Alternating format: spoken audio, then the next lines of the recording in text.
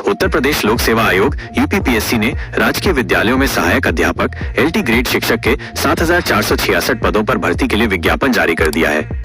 इस बार चयन प्रक्रिया में महत्वपूर्ण बदलाव किए गए हैं, जिसमें अब प्रारंभिक, प्री और मुख्य मेंस परीक्षा के माध्यम से चयन होगा, जो पहले एकल परीक्षा के जरिए होता था।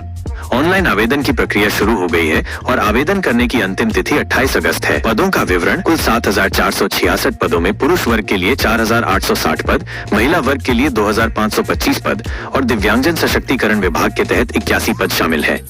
आवेदन स्वीकार करने और ऑनलाइन परीक्षा शुल्क बैंक में जमा करने की अंतिम तिथि 28 अगस्त है, जबकि आवेदन में सुधार, संशोधन व शुल्क समाधान की अंतिम तिथि 4 सितंबर है। शैक्षिक अर्हता और कंप्यूटर विषय में छूट: आयोग ने अनिवार्य शैक्षिक अर्हता से समकक्ष शब्द को हटा दिया है, जिससे अब योग्यता को लेकर कोई विवाद नहीं रहेगा।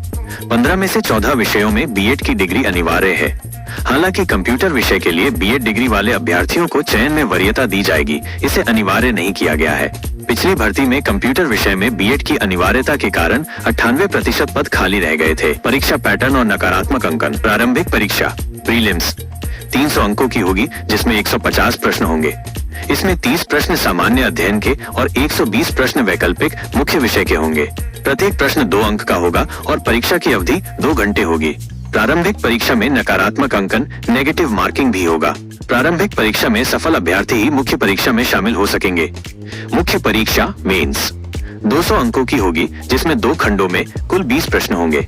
सभी प्रश्न अनिवार्य होंगे और इसे हल करने के लिए 3 घंटे का समय मिलेगा। खंड अ में 10 लघु उत्तरीय प्रश्न होंगे, प्रत्येक 8 अंक, शब्द सीमा 300। खंड ब में 10 दीर्घ उत्तरीय प्रश्न होंगे, प्रत्येक 12 अंक, शब्द सीमा 200। चयन की मेरिट मुख्य परीक्षा के आधार पर तैयार की जाएगी। सामाजिक विज्ञान विषय के लिए मुख्य परीक्षा में 4 खंड भूगोल, इतिहास, अर्थशास्त्र, नागरिक शास्त्र होंगे।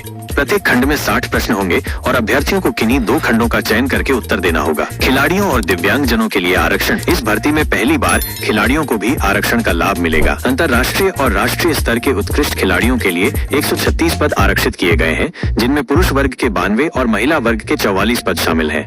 इन खिलाड़ियों को भी परीक्षा में शामिल होना होगा। दिव्यांगजन सशक्तिकरण विभाग के तहत 3 प्रकार के विद्यालयों में एलटी ग्रेड शिक्षक, विशिष्ट अध्यापक के 81 पदों पर भर्ती होगी।